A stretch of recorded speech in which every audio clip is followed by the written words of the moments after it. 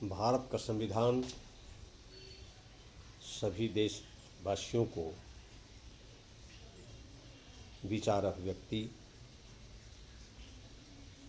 विश्वास, धर्म और उपासना की आज़ादी देता है, बशर्ते हम अपनी उपासना, अपनी धार्मिक मान्यता, अपनी आस्था, अपने विचार अभिव्यक्ति द्वारा दूसरे के धर्म को चोट न पहुंचाएं। अभी आईआईटी दिल्ली में जो वैदिक मंत्रोच्चारण हुआ, उसके आधार पर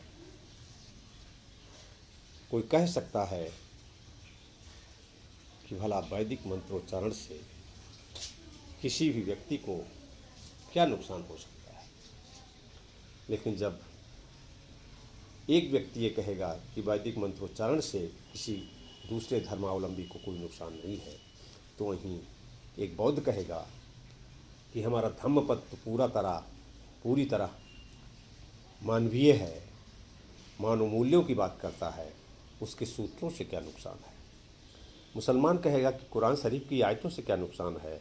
एक सिख कहेगा कि गुरु ग्रंथ साहिब के पाठ से क्या नुकसान है, और एक ईसाई कहेगा कि बाइबल में जो दिया हुआ है उससे क्या नुकसान है। अब यहाँ भारत के संविधान के अनुच्छेद 28 को देखें तो कहता है कि जो शिक्षण संस्थान सरकारी धन पर संचालित हैं उनमें किसी धर्म विशेष की बात नहीं की जाएगी। दिल्ली का आईआईटी पूरी तरीके से सरकारी खर्चे पर संचालित है, इसलिए वहाँ एक धर्म विशेष की बात करना निश्चित रूप से संविधान के अनुरूप नहीं है। तो क्या सरकार धर्म विशेष को बढ़ावा देना चाहती है? कतई नहीं। सरकार चूँकि बहुसंख्यक है हिंदू, तो उसके नाम पर एक बड़े समूह को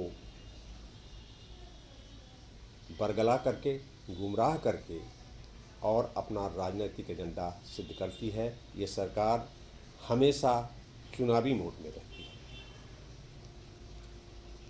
इसकी आस्था वास्तविक नहीं है, और अगर आस्था वास्तविक होती तो आप देखें, अभी पूर्णिया के सांसद पप्पू यादव ने जब भगवा पहन करके और राम मंदिर के चंदा चोरी को लोगों के सामने लाने का प्रयास किया, तो पूरी भाजपा उद्वेलित हो गई, तमाम सब साधु संत उद्वेलित हो गए।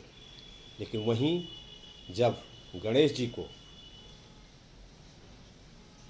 हाफ पैंट पहना दिया गया और आरएसएस के ध्वज के आगे नतमस्तक कराया गया, तो इनको कोई चोट नहीं पहुंची। जब हनुमान जी का चेहरा बना करके एक आदमी को भाजपा के राष्ट्रीय अध्यक्ष के जुलूस के आगे नचाया गया, तब भी इनको कोई पीड़ा नहीं हुई। जब हमारे प्रधानमंत्री जी राम को उंगली पकड़ा करके और अपना बड़ा कर राम का छोटा चित्र दिखा कर लाते हैं, तब भी हमारी आस्था को चोट नहीं पहुंचती है। जब अयोध्या में एक महंत को भाजपा का प्रवक्ता पीट देता है, तब भी चोट नहीं पहुंचती है।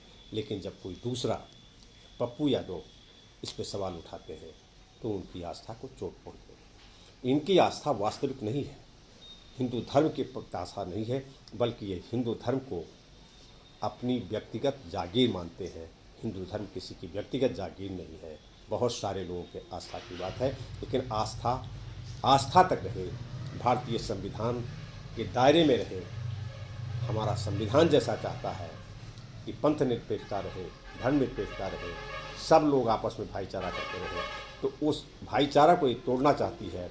और यही कारण है कि वो कांवड़ियों के उस बिंदु पर नहीं बोलती जब वो किसी ट्रक को लूट लेते हैं, जब किसी गाड़ी को तोड़ देते हैं, जब स्कूल जा रही वैन को तोड़ करके बच्चों को डराते हैं और सड़क पर अश्लील हरकतें करते हैं।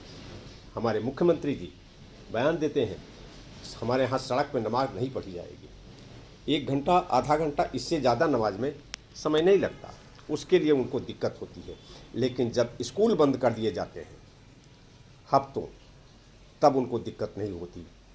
और जब अश्लील हरकतें करते हुए सड़कों पर ये कांवड़िए उत्पात मचाते हैं तब भी उन्हें दिक्कत नहीं होती।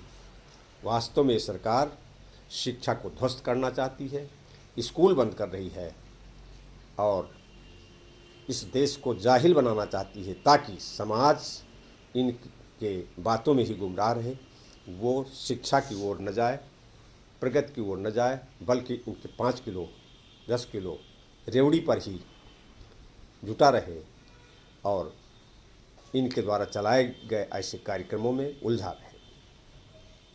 धन्यवाद।